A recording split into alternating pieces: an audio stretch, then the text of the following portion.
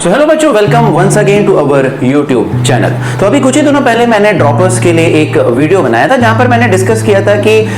किस बेसिस पे आपको ड्रॉप लेने का डिसीजन लेना चाहिए और क्या ऐसी कंडीशंस हैं जिसमें कि आपको ड्रॉप बिल्कुल भी नहीं लेना चाहिए, और एज अ ड्रॉपर आपके अंदर ऐसी क्या क्वालिटीज होनी चाहिए जिससे कि आप अपने ड्रॉप ईयर का मैक्सिमम यूटिलाइजेशन करके जो मैक्सिमम आउटपुट है वो गेन कर सको। इस बीच में कई मेरे स्टूडेंट्स मेरे पास आए और उन्होंने कहा कि हमारे कई रिलेटिव्स और जान पहचान वाले हमें ये सलाह दे रहे हैं कि ड्रॉप बिल्कुल भी नहीं लेना है क्योंकि इससे आपका एक साल बर्बाद हो सकता है, एक जो प्रेशियस साल है वो आपका बर्बाद हो जाएगा। तो वो बच्चे मेरे से पूछ रहे थे कि सर क्या वास्तव में एक साल हमारा बर्बाद हो जाता है क्या जब हम ड्रॉप लेते हैं। तो मैंने सोचा इस पर भी एक अलग से वीडियो बनाना बहुत ही ज्यादा जरूरी है, क्योंकि ना केवल बच्चों के मन में ये डाउट है बल्कि कई पेरेंट्स के मन में भी ये डाउट होता है और बहुत से पेरेंट्स को भी ये कंफ्यूजन होता है कि बच्चों को ड्रॉप करवाना चाहिए या नहीं करवाना चाहिए। बच्चे खुद इस कंफ्यूजन में रहते हैं कि ड्रॉप लेना चाहिए या नहीं लेना चाहिए, और उनको ये डर भी लगा रहता है कि कहीं ऐसा ना हो कि हमारा एक प्रेशियस एक साल जो है वो बर्बाद हो जाए। तो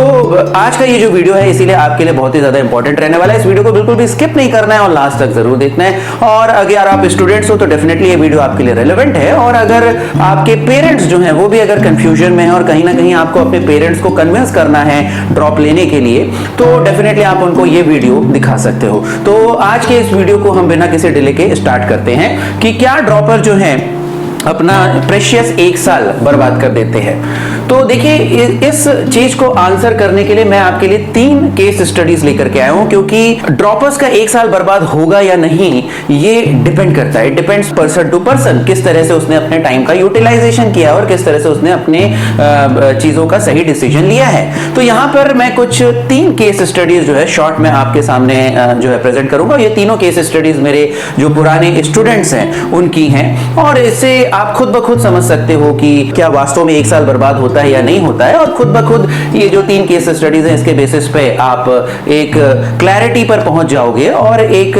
डिसीजन जो है आपको लेने में आसानी होगी कि ड्रॉप लेना चाहिए या नहीं लेना चाहिए। तो सबसे पहली जो केस स्टडी है मैं आपको बताना चाहता हूं कि मेरा एक स्टूडेंट था, मैं उनका किसी भी स्टूडेंट का मैं नाम यहां पे नहीं लूंगा, लेकिन मेरा एक स्टूडेंट था, समहाउ उसका 11th-12th में जो परफॉर्मेंस था उतना अच्छा नहीं था, वो एवरेज स्टूडेंट था। और उसके बाद जब जेईई मेंस का एग्जाम हुआ तो उसका जो परसेंटाइल था वो काफी कम आया था,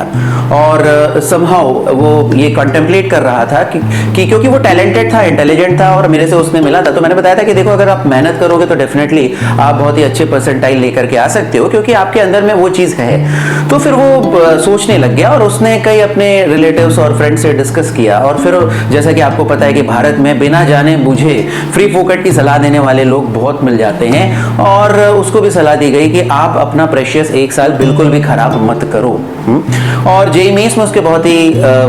अच्छे नंबर नहीं आए थे, बहुत ही खराब नंबर आए थे, एंड समहाउ फिर उसने ये डिसीजन लिया कि मैं ड्रॉप नहीं लूंगा और मुझे जो भी कॉलेज मिलेगा मैं एडमिशन ले लूंगा। और फिर उसके बाद उसने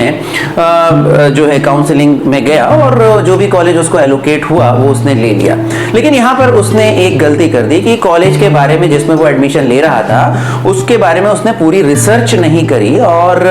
उसका प्लेसमेंट्स किस तरह का रहता है और वहां पे किस तरह की फैसिलिटीज है, क्या एनवायरनमेंट है, वो उसने पूरी तरह से रिसर्च नहीं किया, एंड ही टुक एडमिशन। और जैसे ही उसने एडमिशन लिया तो कहीं ना कहीं उसको पहले एक साल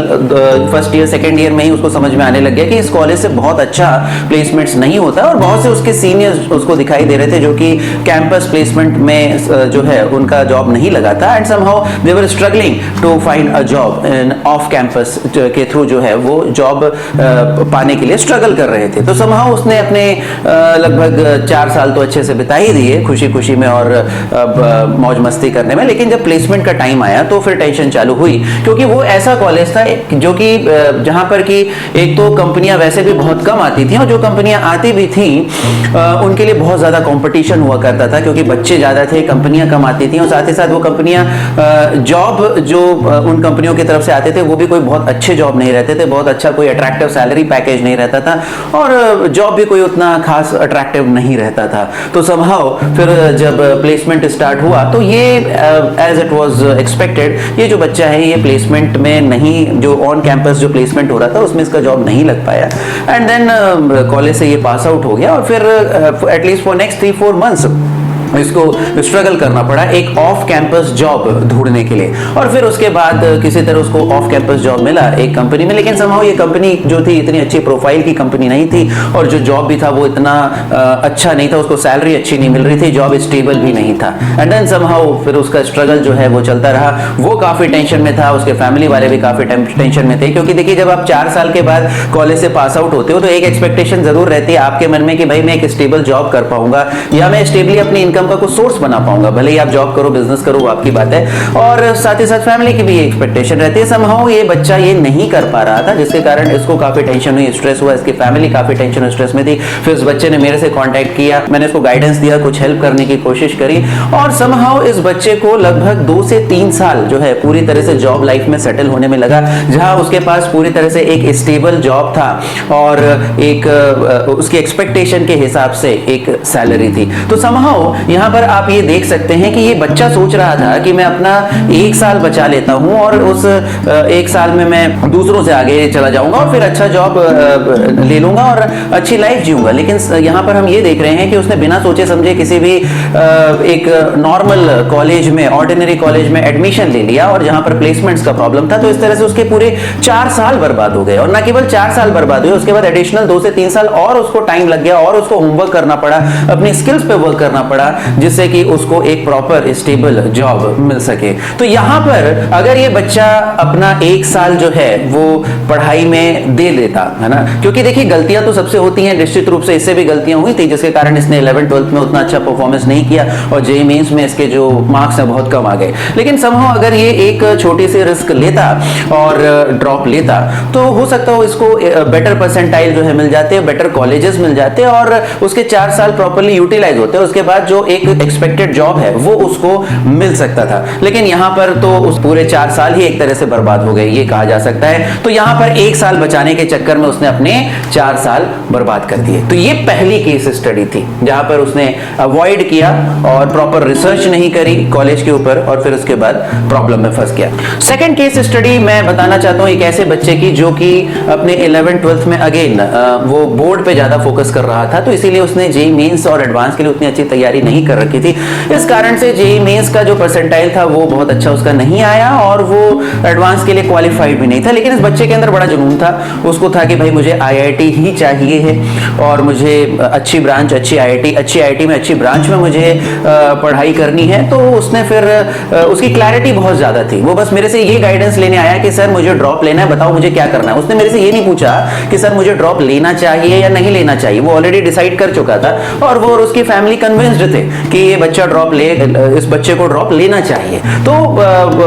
वो पूरी तरह से रेडी था, है ना, उसको ये जुनून था कि मुझे आईआईटी चाहिए, और फिर उसने ड्रॉप लिया। और उसके बाद एज एक्सपेक्टेड वो अच्छा स्टूडेंट था, मेहनती था, तो उसने बहुत ज्यादा मेहनत करी, और उसने एक सिस्टमैटिक पढ़ाई की स्ट्रेटेजी फॉलो करी। टाइम टू टाइम मैं उसको गाइड करता रहता था। और इसके अलावा एक और चीज थी कि ये बच्चा मेंटली बहुत ही ज्यादा स्ट्रांग था, तो इसीलिए ये जो प्रेशर है उसको आराम से हैंडल कर पाता था। ऐसा देखा जाता है कि कई बच्चे एग्जाम प्रेशर जो है उसको हैंडल नहीं कर पाते, एग्जाम प्रेशर में कोलैप्स हो जाते हैं। जैसे जैसे एग्जाम पास आता जाता है तो उनका स्ट्रेस, एंजाइटी बढ़ता जाता है, और उनका जो परफॉर्मेंस, प्रोडक्टिविटी है वो डाउन होता जाता है। लेकिन ये बच्चा जो है प्रेशर, एग्जाम प्रेशर मैनेजमेंट में बहुत अच्छा था, तो इसने अपना जो भी एग्जाम का प्रेशर था उसको बहुत अच्छे से मैनेज किया। जो लास्ट के 2-3 महीने थे उसको बहुत ही ज्यादा एफिशिएंटली उसने यूटिलाइज किया, जोर लगा के उसने पढ़ाई करी। और इसके बाद जेईई मेंस का जो पेपर था उसमें उसके बहुत ही अच्छे परसेंटाइल आए, और जेईई एडवांस का पेपर एज एक्सपेक्टेड जो है वो टफ रहता है, जेईई मेंस के मुकाबले तो टफ ही रहता है, काफी टफ रहता है। तो उसने वहां पर भी बिल्कुल पैनिक में नहीं आया, बहुत अच्छे से उसने पेपर अटेम्प्ट किया, और एक अच्छी रैंक से उसका आईआईटी में सिलेक्शन हुआ, और फाइनली अभी वो आईआईटी दिल्ली में जो है अपनी पढ़ाई कर रहा है। और यहाँ पर हम देखते हैं कि जो उसका 12th में परसेंटाइल था वो 84% था, और फिर जो ड्रॉप लेने के बाद उसने जेईई मेंस दिया तो उसके परसेंटाइल इंप्रूव होकर के 99.6 परसेंटाइल हो गए। एक बहुत ही मेजर उसने इंप्रूवमेंट किया अपने परसेंटाइल में, और साथ ही साथ जो उसका सपना था आईआईटी में एडमिशन लेने का वो भी उसने पूरा किया, खुद का और अपने पेरेंट्स का। तो ये एक सेकंड केस स्टडी यहां पर हमारे सामने आती है, जहां पर हम ये देखते हैं कि भाई इसने अपना 1 साल बर्बाद तो बिल्कुल भी नहीं किया। इसने ये जो 1 साल था ये इसके एक तरह से इन्वेस्टमेंट की तरह था, और ये जो इन्वेस्टमेंट था ये इतना पावरफुल इन्वेस्टमेंट था कि इस इन्वेस्टमेंट ने, इस एक साल के इन्वेस्टमेंट ने इसकी पूरी जिंदगी ही संवार दी। अभी आईआईटी से पास आउट होगा, डेफिनेटली इसको अच्छा जॉब मिलेगा, अच्छे प्रोस्पेक्टिव उसका करियर रहेगा, और किसी भी प्रकार की करियर को लेकर के एटलीस्ट कोई एंजाइटी इसको या इसकी फैमिली को तो नहीं रहेगी। तो यहां पर हम देखते हैं कि इसने एक साल अपना टाइम इन्वेस्ट किया, और वो जो इन्वेस्टमेंट का आउटपुट था वो बहुत ही ज्यादा था, और इतना ज्यादा था कि इसकी पूरी की पूरी लाइफ जो है वो बन करके रह गई। और अब लाइफ में उसके आगे बहुत सारी जो अपॉर्चुनिटीज हैं, बहुत सारे जो अपॉर्चुनिटीज के गेट हैं वो खुले पड़े हैं। तो यहां पर ये हमारे पास सेकंड जो है केस स्टडी आपको दिखाई दी कि जहां पर बच्चे ने अपना टाइम प्रॉपर्ली यूटिलाइज किया और ड्रॉप ईयर में सक्सेसफुल हुआ। बाय द वे आपको ये भी चीज बता देता हूं कि ऐसा मत सोचिए कि आईआईटीज एनआईटीज में जो बच्चे जाते हैं उसमें सभी के सभी फ्रेशर रहते हैं, ऐसा नहीं है। ऑलमोस्ट लगभग हम कहें कि 40 to 50% जो स्टूडेंट्स रहते हैं वो ड्रॉपर्स रहते हैं। तो ये हमें नहीं सोचना कि केवल फ्रेशर्स ही सेलेक्ट होते हैं, ऐसा नहीं है, ड्रॉपर्स भी सेलेक्ट होते हैं, और ड्रॉपर्स भी अच्छे रैंक के साथ जो है आईआईटीज एनआईटीज में जाते हैं। तो ये भी चीज हमें एक तरह से अपने दिमाग से निकालनी होगी। इसके अलावा अगर कोई ये सोचे कि भाई मैं ड्रॉप लेकर के, तब तो मुझे ड्रॉप ले ही लेना चाहिए और कहीं ना कहीं मेरी भी जिंदगी संवर जाएगी और मैं भी इस बच्चे की तरह कर लूंगा, तो यहां पे फिर आपके लिए एक थर्ड केस स्टडी में लेकर के आना चाहता हूं कि एक और बच्चा था, इसके जो है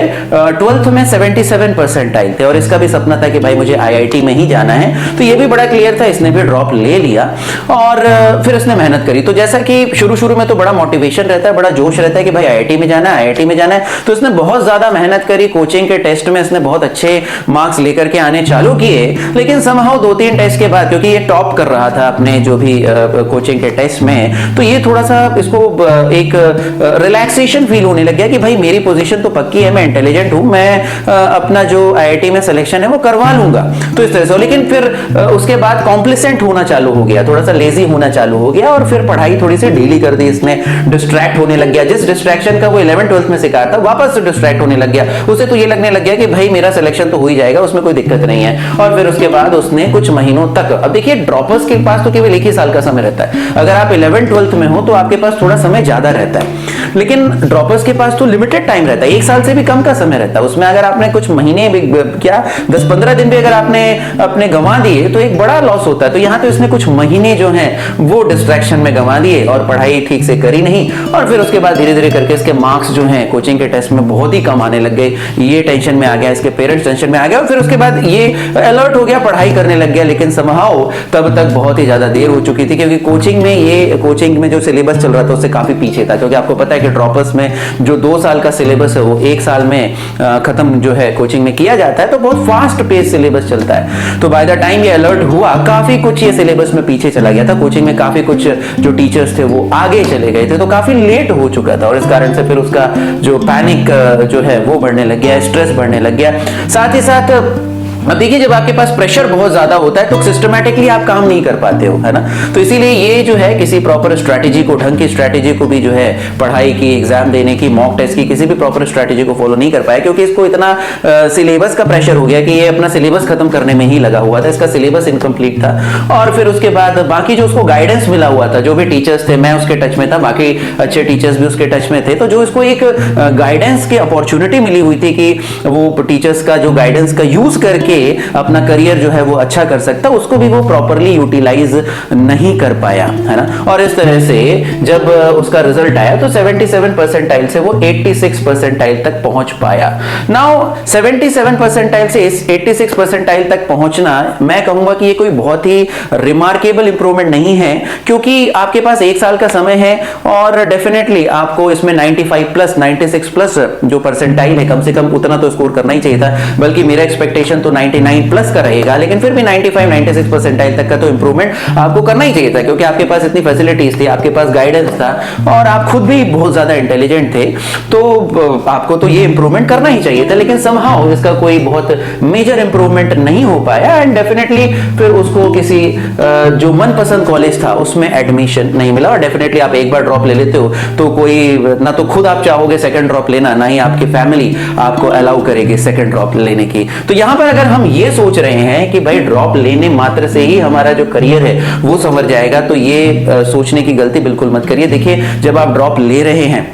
तो आपका एक कमिटमेंट है, आप एक साल के लिए पूरी तरह से कमिटेड रहेंगे अपने गोल के प्रति। अगर वो गोल के प्रति आपका कमिटमेंट नहीं है, अगर आपके अंदर डिटर्मिनेशन नहीं है कि आपको अपने गोल को किसी भी हालत में अचीव करना है, आपके अंदर वो जुनून, वो पागलपन नहीं है, तो बेटर है कि आप फिर ड्रॉप मत लीजिए, क्योंकि आपका जो एक सिग्निफिकेंट इंप्रूवमेंट है परसेंटाइल में वो नहीं हो पाएगा, है ना। तो इसीलिए अगर कोई ये सोचता है कि ड्रॉप लेने से एक साल बर्बाद हो जाता है, नहीं, ऐसा भी हो सकता है कि आप किसी ऑर्डिनरी एवरेज कॉलेज में एडमिशन ले लो, आपके 4 साल बर्बाद हो जाए। और ड्रॉप लेने से अगर कोई ये सोचे कि हाँ मैं ड्रॉप लेकर के इन्वेस्टमेंट कर रहा हूं और उसने जोरदार मेहनत करी, तो डेफिनेटली वो ऊंचाइयों तक पहुंच सकता है, आईआईटीज एनआईटीज में भी उसका एडमिशन हो सकता है। लेकिन अगर कोई ये सोचे कि केवल ड्रॉप लेने मात्र से ही मेरा करियर समझ जाएगा, तो नहीं, आपको एक प्रॉपर स्ट्रेटेजी फॉलो करनी पड़ेगी, आपको प्रॉपर गाइडेंस के अंदर में रहना पड़ेगा, आपको सिस्टमैटिकली जो है ढंग से पढ़ाई करनी पड़ेगी, फोकस के साथ पढ़ाई करनी पड़ेगी, डिस्ट्रैक्शन को अवॉइड करना पड़ेगा, एक साल कंटिन्यूअसली आपको मोटिवेटेड रहना पड़ेगा,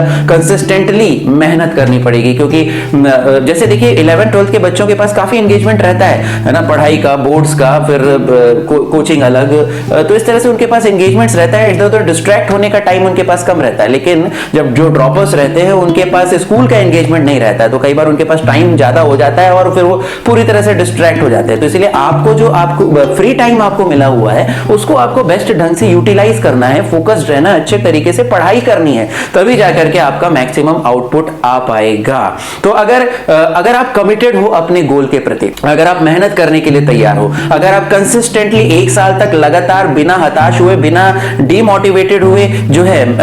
हार्ड वर्क करने के लिए तैयार हो, सैक्रिफाइस करने के लिए तैयार हो, तो फिर डेफिनेटली आप ड्रॉप ले सकते हो। और फिर ये जो ड्रॉप ईयर है आपके लिए एक इन्वेस्टमेंट की तरह काम करेगा, जो कि आपकी पूरी जिंदगी को संवार सकता है। लेकिन अगर आप कमिटेड नहीं हो तो डेफिनेटली फिर मेरा यही सजेशन रहेगा कि आप आगे बढ़ जाइए और जो भी कॉलेज आपको मिलता है, बेस्ट कॉलेज, उसमें आप एडमिशन ले लीजिए। तो और साथ ही साथ एक कॉशन में यहाँ पे ये बताना चाहता हूँ कि जो पहली केस स्टडी मैंने बताई थी उसमें इस बच्चे ने बिना रिसर्च के, बिना जाने बूझे ऐसे ही किसी कॉलेज में एडमिशन ले लिया था। ये बिल्कुल भी ना करें, क्योंकि कॉलेज में एडमिशन लेने से पहले एक प्रॉपर रिसर्च करना बहुत ही ज्यादा जरूरी है कि उस कॉलेज में प्लेसमेंट किस तरह का रहता है और क्या अपॉर्चुनिटीज आपके लिए उस कॉलेज से पास आउट होने के बाद आगे रहेंगी। क्योंकि कहीं ऐसा ना हो कि आपके 4 साल जो है, प्रेशियस 4 इयर्स जो है वो बर्बाद हो जाए। तो मुझे उम्मीद है कि इस वीडियो से आपको काफी हद तक क्लैरिटी मिली होगी, और यदि कुछ पेरेंट्स इस वीडियो को देख रहे हैं तो उन्हें भी एक हद तक क्लैरिटी मिली होगी कि कैसे ड्रॉप लेना जरूरी नहीं है कि बहुत ही ज्यादा